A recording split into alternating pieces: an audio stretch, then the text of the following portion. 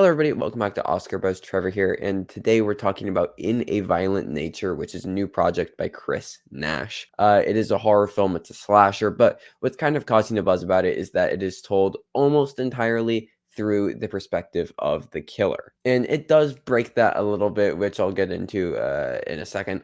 But as a horror film, it has two of the most disturbing and gruesome kills that I've seen in a horror film in a while.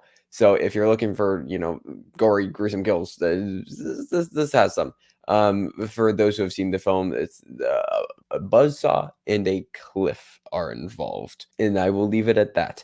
But I genuinely thought that I was going to throw up at least once during this movie, so that is something. But what really got me excited about this film was all of the talk of it being like a slow cinema horror film, and if you know anything about me, I am a massive fan of slow transcendentalist cinema.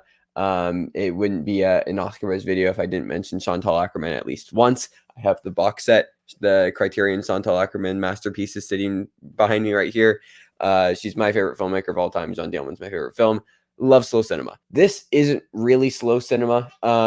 It kind of takes inspiration from some slow cinema projects at points, but it never really is committed to being a slow project. Now, I've seen people complaining about it being too slow. Personally, I felt like it should have been significantly slower and probably like at least 30 minutes longer.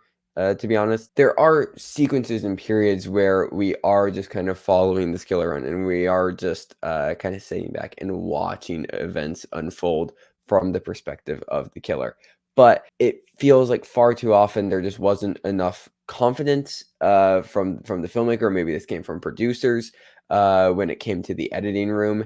And there were so many shots that just felt like, they could have taken an extra minute to breathe and to sit in kind of like the dread and the tension that's slowly building under the surface.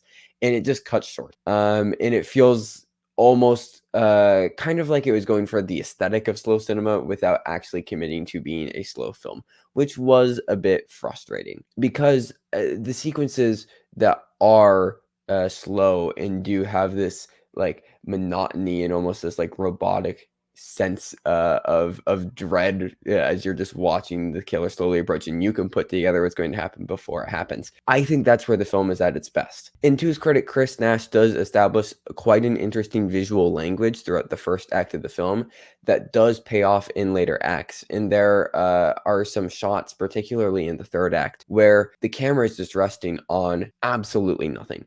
It is just like, a shot of some trees or the ground or whatever, just looking out down a highway, emptiness, nothing's going on.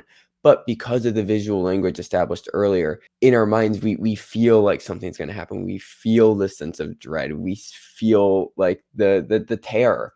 And I think if the film leaned into that more, it would have been a lot stronger and allowed us to rest and sit in those moments. And I think what makes some of slow cinema so great is you begin to have this kind of like inner dialogue with yourself, and you're almost having a conversation with the film, and giving the audience the space to do that. I think is part of what makes cinema so special. And again, I said it before, it this was almost there. I feel like this was like on the precipice of being a horror masterpiece. And then in the editing room, they wanted to make sure that people, would have the attention span for it. And again, I wasn't involved with making of the film. I don't know how it all went down. I don't know what happened, but that's just kind of what it felt like, which was a bit disappointing. Also, I mentioned the killer POV earlier.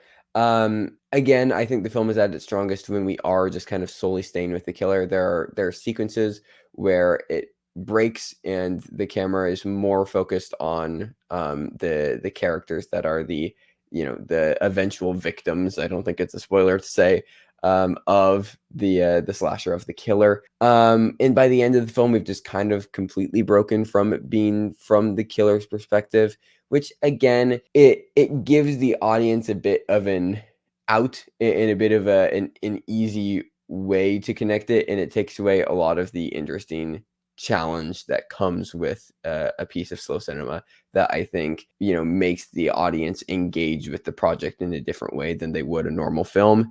and this just kind of was trying to straddle the line and wanting to be from the killer's perspective, but also making sure that audiences wouldn't feel too isolated if they didn't want to be challenged by the film. And again, this is just me. I've heard a lot of criticism actually saying the other way, and that it needed, to be a bit more fast paced, and that it needed more of the characters. So this might just be a me thing, but regardless, I feel like it should have been quite a bit longer and slower, focus more on the slow stuff. But even so, there are pieces of a great film, and it's bringing a fresh voice to the slasher genre and this kind of conversation that hasn't really had a new voice, I feel, in a while. I'm not the most in tune with the slasher genre.